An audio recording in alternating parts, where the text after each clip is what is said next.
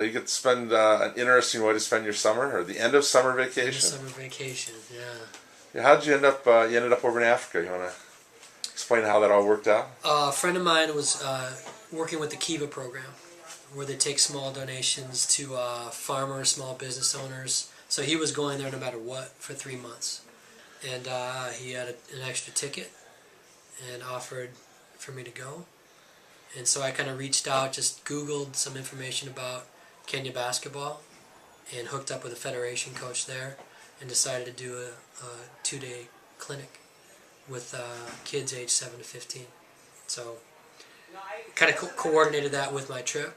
2 days part of that trip. How did you ended up bringing some basketballs and some stuff? You have to raise some funds for that? Or? Yeah, actually, our principal here, Mary Kelly, was great. I told her what I was doing, and she offered to pay for those 15 balls.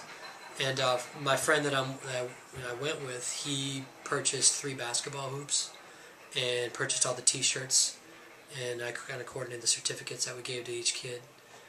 So and Badger Sporting Goods also helped out. Gave us a lot of free stuff, kind of like things to bring for kids for awards and MVP and all those kinds of things. So kind of coordinated all those different things and brought some stuff over, and they were just overwhelmed. It was very cool. Now you've run clinics here for your kids, Yeah. and you've done them for a long time. Yeah. How did that compare with what you've done before? I kind of took some skeleton stuff from the my camp and what I kind of do with our shooting day, our holiday camp. I didn't know kind of what the expectations were there, so I met with the coaches there a little bit, went over the format and what I wanted to do, and they kind of gave me some great feedback as kind of the level of their kids, where they're at. Obviously, they're kind of like a little bit behind our program, U.S. basketball, but did kind of the same things, kind of the same basic fundamental things that I do here. It just took a little more time on each kind of portion of that.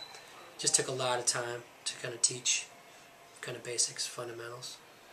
How is that going to impact what you learned there? I'm sure, besides you teaching them things, I'm sure they taught you some things as far as working with the kids. And how's that going to help your program when you come back now? I think it was just great to see how coaches work with their kids there, and what they do. There's some great staff there, from their head coach to their assistant coaches. Their facilities, their resources are just not close to what we have here. So just knowing that and knowing how hard their kids worked and how much they loved the sport and how they paid attention to every word I said. And I was completely blown away by their listening and their respect, and it was very great to see that. They're just, kids are kids, and when you put a ball in front of them and kind of try to teach, it was just very cool for me. What are you going to remember the most about the experience? Just the looks on the kids' faces, at the end when we handed out T-shirts and certificates, just that piece of paper, just meant a lot to them. It meant a lot to the coaching staff, and every single, kid shook my hand, thanked me, and I just told them it was an honor for me to go there and have the opportunity to work with them, and the fact that they can work with such great mentors and coaches there that are just fighting for their kids, trying to get resources and working every day with them. Great opportunity.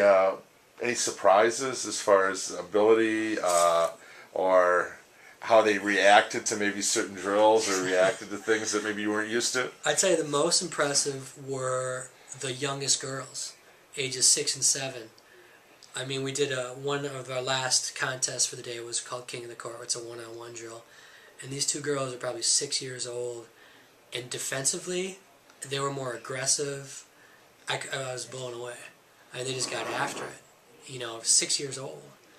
And so to see that, and to see that young, that age group, it was very cool for me. You see yourself going back there? I would. And, it's funny because the Ministry of Sports, Youth Sports, showed up for both days.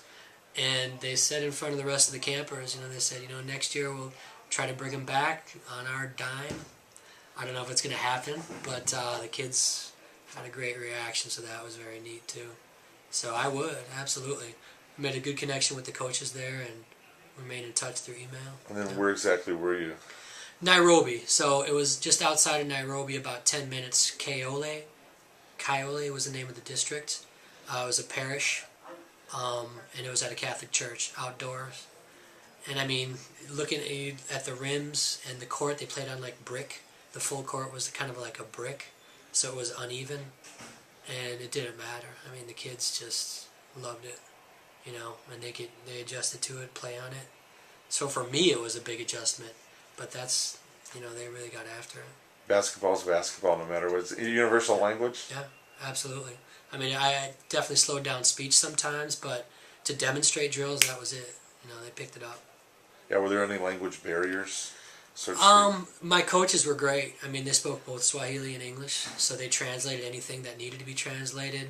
They made great adjustments on their own. We kind of split up into baskets, and they were great. But anytime we demoed or did something, they would sometimes interject, in Swahili and let kids know. But did you learn any Swahili? I did. Jambo, si jambo was the greeting, and soa I think is okay. I said that a lot, so everything was okay. It's cool. I learned that a little bit, so I picked up a little bit here and there. Yeah.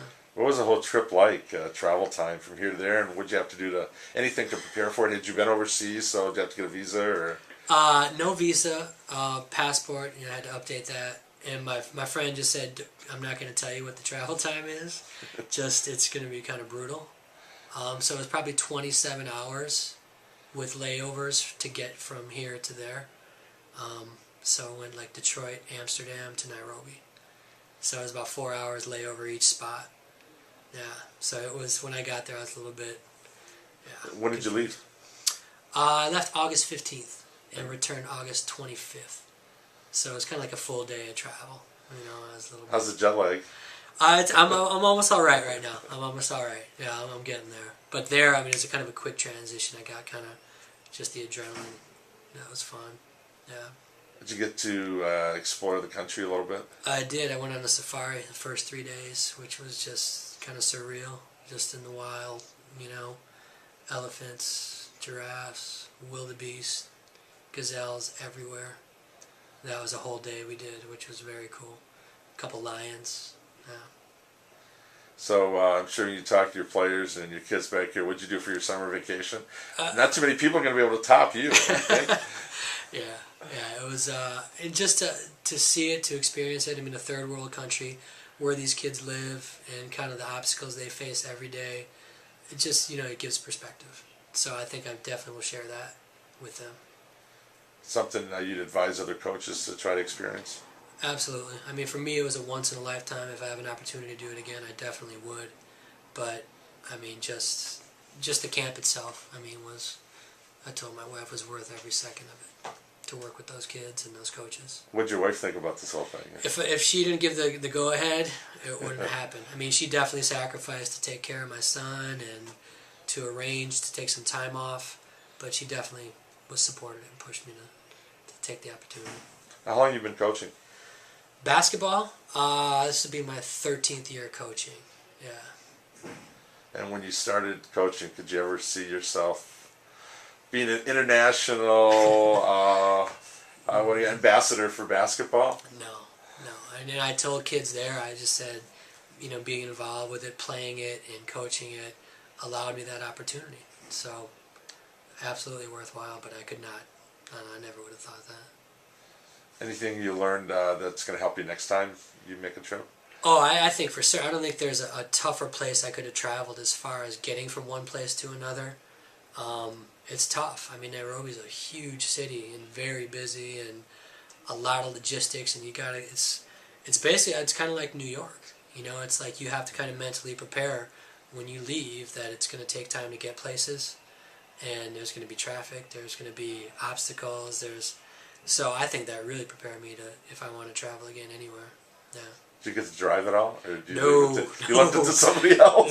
No way, not this time, no. I guess you said 90% of the kids were from the area? The area, yeah. The area? Right around the Kayole. Yeah, we took some footage of the, just the surroundings, and so it was pretty intense, yeah.